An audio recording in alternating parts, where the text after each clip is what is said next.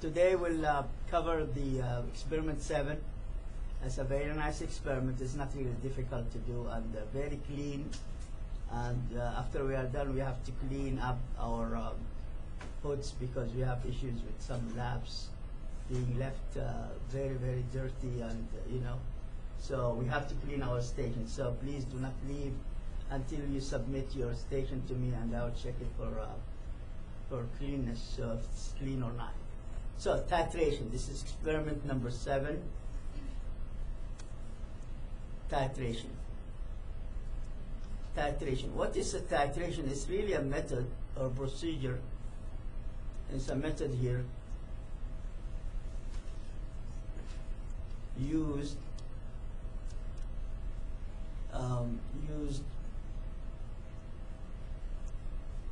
to determine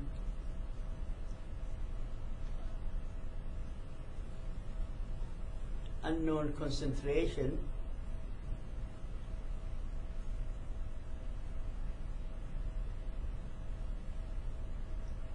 of an acid or a base.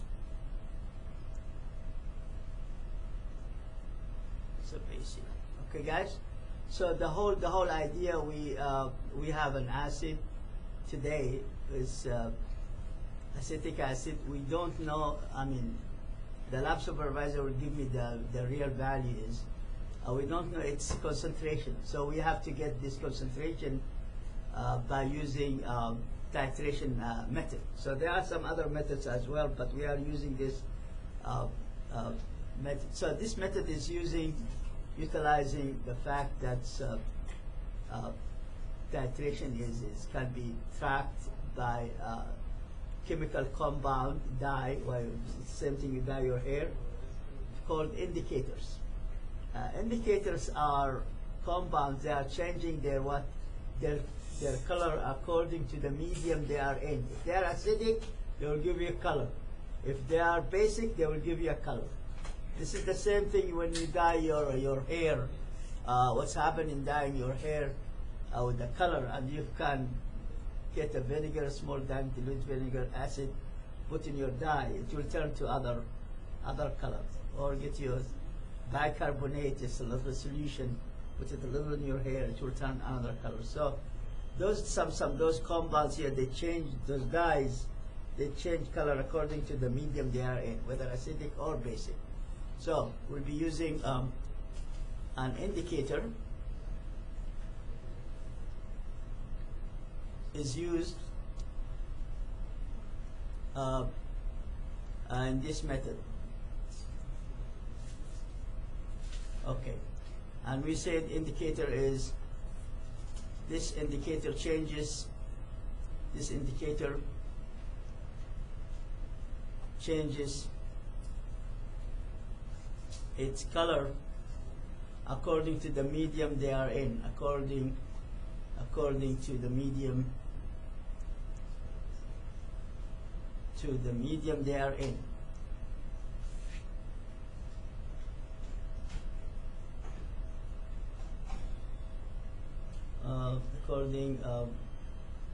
According the medium it is in, acidic or basic, acidic or basic. So acidic or basic. Now we will use phenolphthalein. So can I take this one out? That's all this in the lab procedure. So we'll be using a phenolphthalein.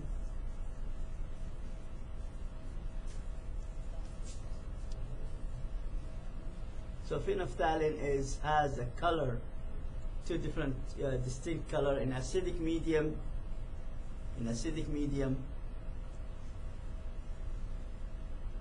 is colorless, and in the basic medium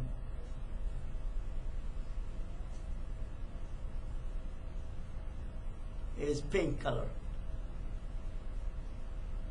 So we'll be utilizing this. So in our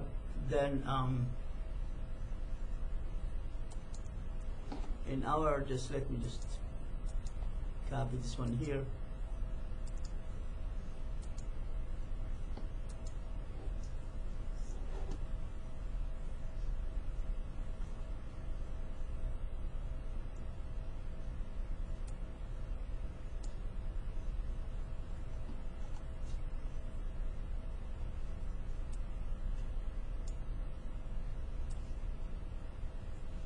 So in our setup here, you will have today you will have the burette is filled with your sodium hydroxide. Okay, guys, and the Erlenmeyer flask will be filled with your acetic acid, with your what? Acetic acid plus your phenolphthalein. So pH. So this is, you can say pH, and you titrate drop-wise at the beginning, so you don't know where the end point. So we have two items. We have end point, we have equivalent point. End point where the color is changing from colorless to pink, correct? So we have two things here. This indicator will give us, so we have, the titration will give us end point versus equivalent point.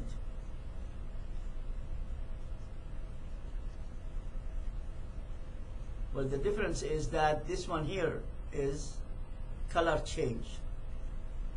You find what?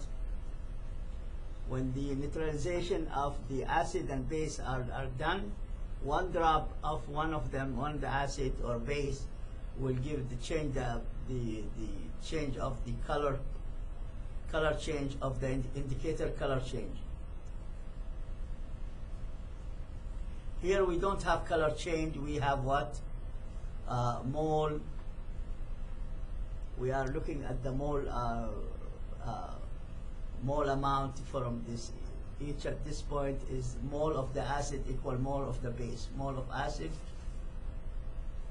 equal mole of the base. So this is the setup here. That's what you have in the hood. The first thing you will do, you will rinse your purette because it has impurities. Rinse your purette inside the sink with, say, 5 mils. Add 5 mils. You have to have a funnel because you are not allowed to use this one here. You have the funnel here. You cannot put solutions inside the purette just pure like this. You have a funnel to fill this one here all the way, 5 mils first, and then whatever is 5 mils in, just dump it inside the sink. Those are sodium hydroxide, small tiny amount of them. We use sodium hydroxide in Drano. Drano has concentrated sodium hydroxide, and the concentration is so small, so it has no effect for the environment or something like this. So, and your reading, always read from 0 here, milliliter, always 2 digits after the decimal reading of the purette, to whatever cell, say to the bottom here. Here's the bottom is 50 mils, 50. So you fill it 500. So add always 2 digits after the decimal for the purettes and graduate cylinder. So that's what it reads from 0 to 50. You start your titration. As I said, you will have 3 components here. You will add your acetic acid unknown. You will add indicator, couple of drops, 3 drops, and then you will add your not tabor. This time we'll be using distilled H2O. You will be using what? Titrate and the whole thing. Now, the problem with this, your sodium hydroxide today is not given. You will have to standardize your sodium hydroxide first. So the steps we are using here. Oh, by the way, let me go back off on this endpoint, equivalent point. If I put this one here, guys, this is sodium hydroxide, for example, sodium hydroxide, and this is, for example, the pH. So you will see that the curve will be looking like this. So the curve of the titration curve. So now if I look at the end point is the equivalent point will come first, okay, and then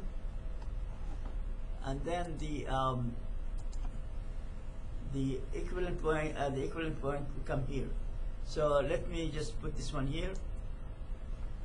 The equivalent point is first comes. So here it is. This is equivalent EQ point. And this is here endpoint, EN endpoint. endpoint always will come after the equivalent point. The difference between them is very minimum. So the error can be forgotten. This is very small, but I wrote it in a way that's very big. But equivalent point will come first. Number of mole of acid is equal number of mole of base.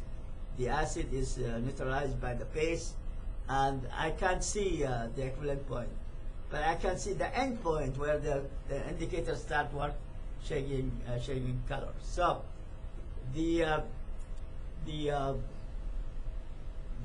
sodium hydroxide is titrating the acid called titrant.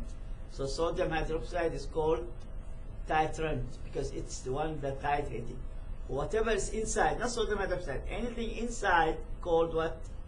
Titrant. It has to be well-known what concentration. The inside there called analyte.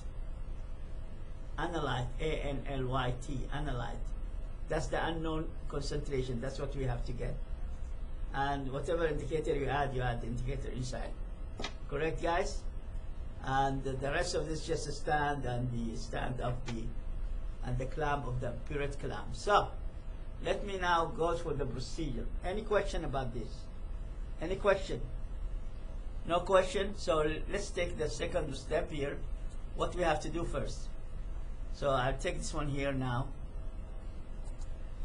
That's it. So we just explained for you the setup here.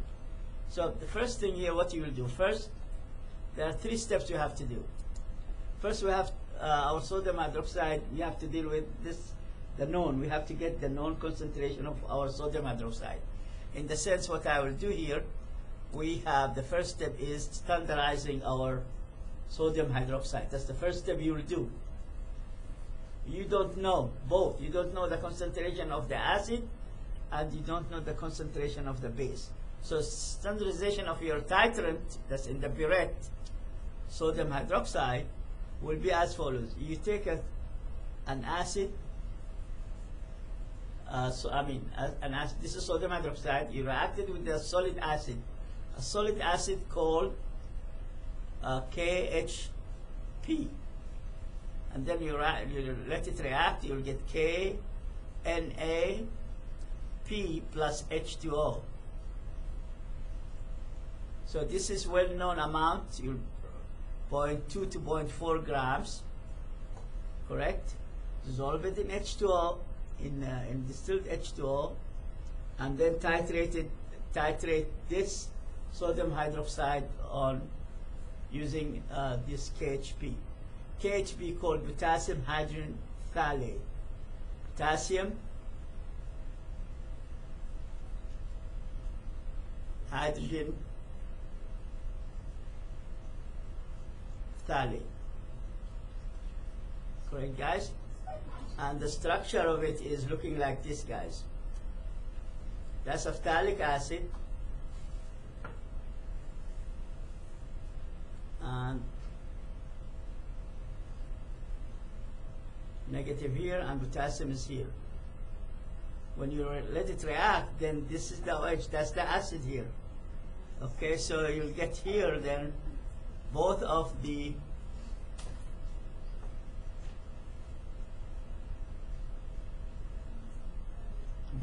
sodium sodium potassium will take over the acid.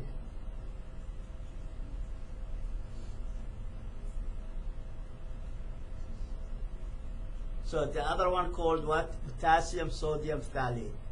That's a salt, and H2O. So we don't know what's the concentration. We need to get the concentration of your sodium hydroxide. We don't know what the concentration of it. So in order of this, we will weigh amount of the solid.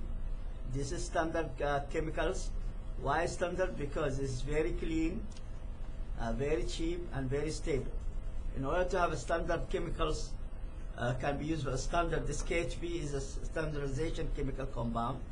Why is a standardization chemical compound? It has 3 conditions. Comes very pure, correct, very cheap, and it's very stable. So after the titration, that's in the burette, correct, and this one here inside the Almayer flask.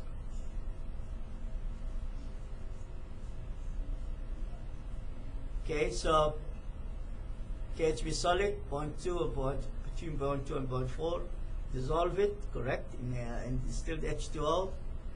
You can use 10 or 100. We'll see what the procedure is using. I will use maybe 10 mL will be enough, depending on how much you will take. So the more you take 0.4, you can take more H2O. The amount of H2O has nothing to do with the calculation, has nothing to do with the titration. We just use it to dissolve the KHP. It's highly soluble in H2O. Okay, guys? So whenever we are done now, we add 3 drops of our indicator, phenolphthalein. Keep titrating. We'll do 2 trials. 2 trials. We'll repeat titration twice. So then when we get the pink color, we stop there. When we get the pink color, we stop there. So that will be our end point. Everybody's following here? Everybody in the back can hear me? Everybody in the back can hear me? Okay, so this is the first one. We got the first step here. With the help of this, a smaller mass, we know this smaller mass, 204, I think. Molar mass is known. We can do calculation, we get what? Our KHP. Our KHP, moles and moles to moles, 1-to-1 mole ratio. We can calculate the concentration of sodium hydroxide. Now, after knowing this, we keep this value now. We'll fill the burette again all the way to the top, because we have to do 2 trials. Every time you do trial and you are running, so you can fill this one to 0 to start from 0. So now, the next step is to do the dilution. The next step is what? The step is of dilution. Well, you'll take your acetic acid, correct? Acetic acid, you'll take out of this 10 mL. And then 10 mL here, you have this flask here, 100 ml flask. You put the 10 mL here.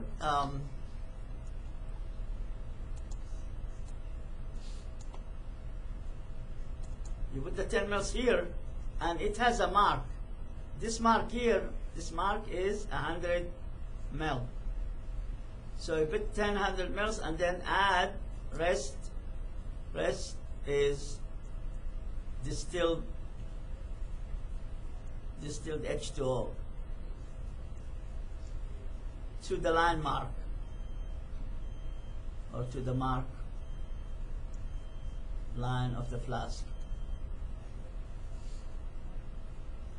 You shake it, okay, to make sure that's all the 10 mL acetic acid.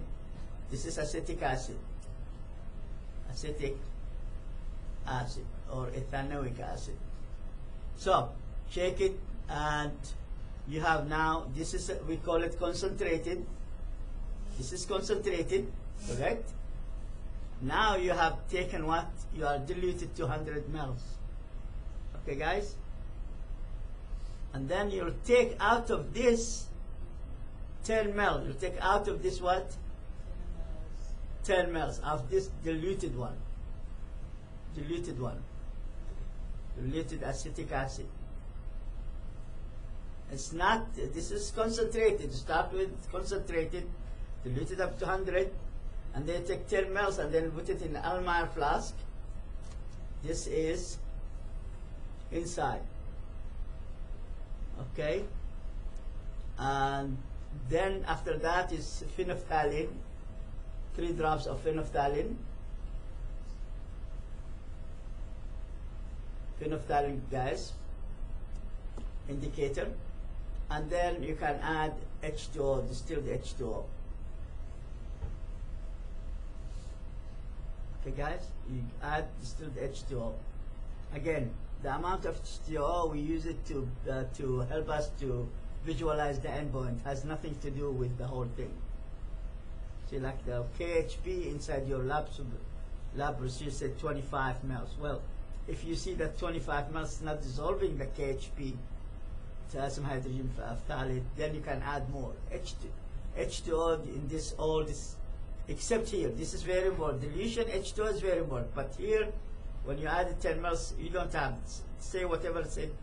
It said the 10 mL, and then you add 3 drops of phenolphthalein and maybe 10 mL of your H2O. So titrate this one here against burette here, against sodium hydroxide. This is sodium hydroxide titrant until you get the end point, and then from there just record the volume, and then we can calculate the concentration. So let me go and look quick to the procedure here. Can I take this one out? Can I take this one out? Let's take this one out, and then let's look at the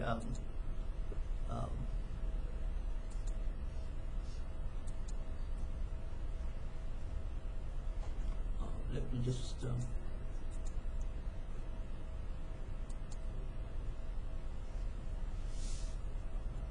2, 6.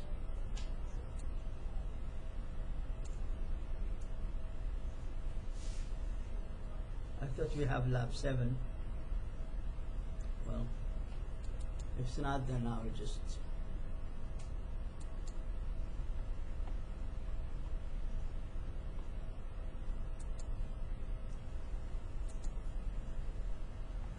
it is not going to take it, so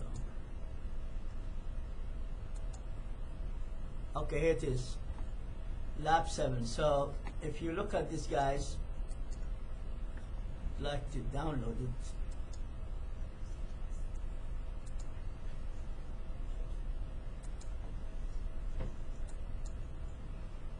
Okay, guys, let me just download. I will only use the one lab.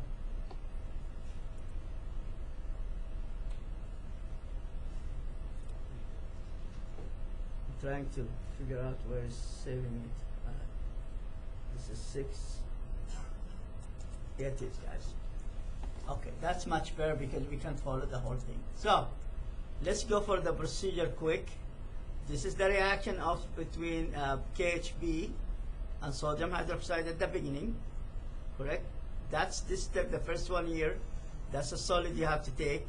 0.22. Let's take the. Those are examples of the calculation, but here's the procedure. We can go the calculation together, then it's not really difficult. So first of all, you clean up your burette step by step. So step by step. Add 5 mL. Rinse it twice with deionized water, and then you can add rinse twice with. I would say 1 time is enough, not twice. But this is here clean up our what? We are cleaning up our.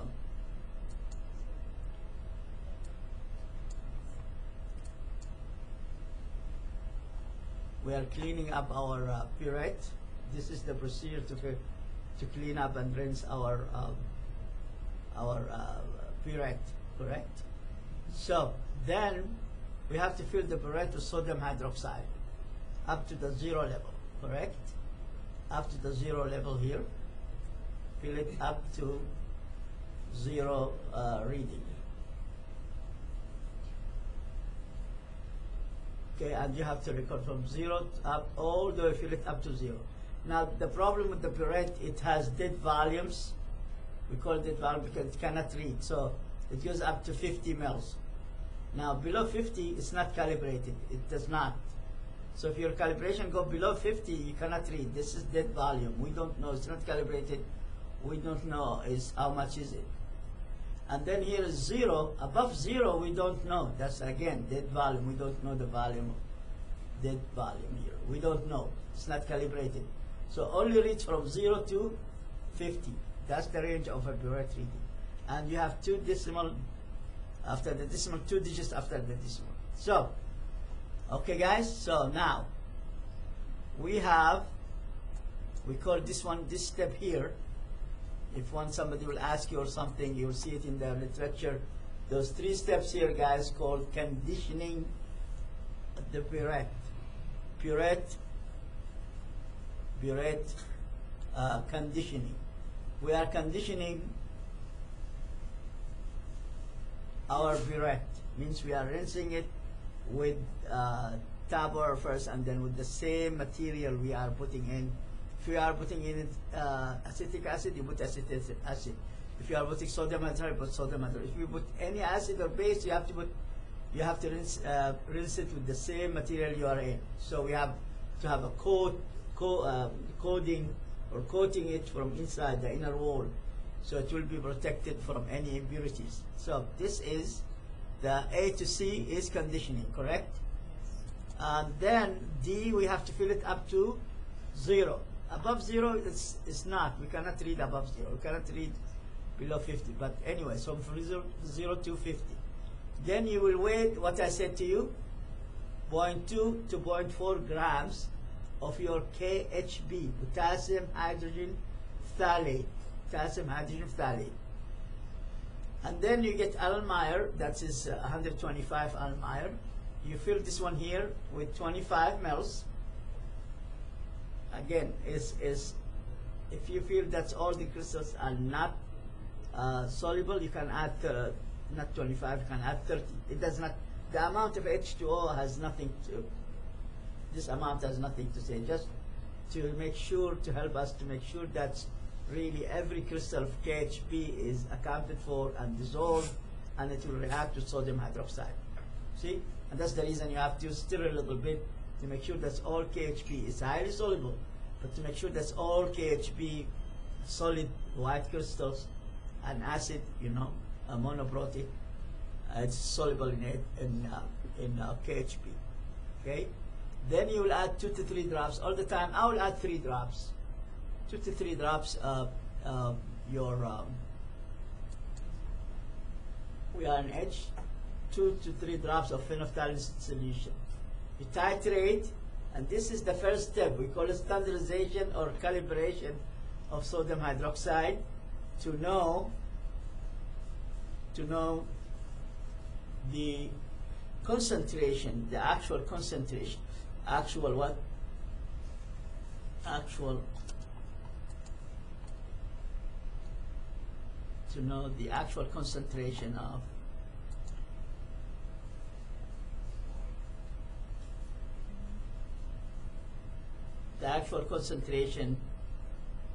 of sodium hydroxide. This is the first step. You will add to Erlenmeyer phenolphthalein, 2 to 3 drops. You titrate. When you titrate, you keep titrating very carefully here until you get faint pink color that does not disappear. And then you have always add slowly, and then we start this flatching. With this pink color is flatching, you have to be really careful and start even drop-wise until you get the color there. You record the volume. That's very important, because with the volume here we can calculate the molarity of your sodium hydroxide. You repeat this one not twice, just one time. Time will not be permitting us to do 2. Just 2 titration. You repeat the same thing. You go and reweigh again between 0.2 and 0.4 grams. Add 2 to 3 drops of your phenolphthalein, and if you see that the titration took a lot, you can refill the burette up to the zero level. Okay, so this is the first step, and this called standardization of or calibration of sodium hydroxide. So now let me show you the color. The color, how does it look like? I think we might have it here. Oh, at the bottom. Well, yeah, you can see acidic medium, the acetic acid colorless, the phenolphthalein give it colorless. In basic medium is this. In the equivalent buoyant, that's not equivalent buoyant. That's a mistake. But anyway, I didn't. That has to be. You cannot see equivalent point. You cannot see what? Equivalent point. You can see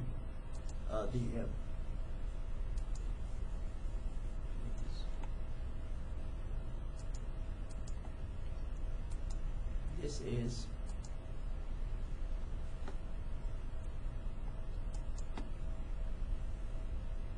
is end point. There's no, you cannot see equivalent point. Equivalent point is number of moles of acid equal number of moles of base, of the base, so of sodium hydroxide. Number of moles of acetic acid equal number of moles of sodium hydroxide. I cannot see moles. Can I see the mole? I can see the mole as an animal mole, but I cannot see a mole as a definition, which is the ratio between mass over molar mass. I cannot see. That's an endpoint, correct? So that's the color here, so you can, that's what we are, that's our thing here. Now, this is the color we are looking for, and I told you what's the difference between both endpoint and equivalent point. Endpoint, that's the color change. Okay, so they have the same, they have the same color that we have here, correct? That's good. The same thing, that's even good. So I Googled it, I found it there. So anyway, now we start titrating of vinegar, but before that we have to do dilution. Here's the dilution here. So here it is, guys. Here is the next step here. Before the end titration, we have to do dilution process here. You take the flask here, pipette, measure 10 ml of the vinegar. This is the concentrated one. This is concentrated one. Direct from the container back there. You have volumetric flask. The volumetric flask looks like this. And it has a line here. The line will tell you it's like somewhere said 100 here. So this line is 100 ml. So you pipette 10 ml of the vinegar, correct, and put it in the concentrated one, and then you fill all the one with distilled up to this level, correct. Add H2O up to the mark of 100. Then after that you will take what? The 10 ml of this, and then what? And then you can take the 10 ml, not in this, in Almar flask. You take the one to the Almar flask and then start titrating. You take this one here to Almar flask and then 10 ml. Correct? Pipette 10 ml of the diluted vinegar and place it in the Almayer flask. Well, I'm not sure if you have 125 ml Almayer or smaller or bigger, but you are taking only 10 ml, so you should be able, if you have even 100 ml Almayer flask, that will do it too. So now here's the calculation here. You see, the MP is the diluted one. This is diluted here. Dil, concentration, and this is concentrated. This is a dilution law. This is a dilution law. This here called dilution law or formula. So the molarity of the concentrated one multiply its volume of the concentrated. This one here, concentrated. How much? It's 10 ml. You pipette here, that's 10 ml here, that's concentrated one. Will equal the 10 ml you have taken here, the volume here of the diluted one, and the concentration of the diluted one. Well, we don't know what's the, see here, we have to titrate the diluted one to know, to get the concentration of the concentrated one. Correct, guys? So you will take 10 ml of the diluted acetic acid and use it for the titration against sodium hydroxide. Against it, fill it to 100 and then titrate it against sodium hydroxide. You know, this is diluted here from this flask. 10 ml. Okay, guys? And this one here, when you add it, they'll tell you what you have to do. Add to this 2 to 3 drops to this one here. 10 ml of diluted from the flask, and you will add 2 to 3 drops of phenolphthalein inside. Okay? You fill your burette with up to the 0 level. Titrate vinegar, and then it does not say that you have to add H2O. Does it say? 100 ml millimeter flask. Add to the 100 ml mark, correct? by bet 10 mils. Here it does not tell you to add any H2O. So 10 mils, you just titrate 10 mils. It does not add H2O. So no H2O at all here. Just 2 to 3 drops. Correct? Oops, sorry. And then you titrate against sodium hydroxide, and that's it. And you do this titration for twice. Okay, guys? And if the time permits, I would like to gather the class to do the calculations, and I'll make a video for the calculations. Okay, guys? So let's start doing the experiment, because we don't want to be running out of time. Okay? Let's do the titration. Okay, twice. Titration against KHP with sodium hydroxide to get the calibration of sodium hydroxide, or the known concentration, the unknown concentration of sodium hydroxide, then the vinegar itself. I'll stop recording now, and then we can gather for, if the time permits, to go through the calculations. Okay, guys? Okay.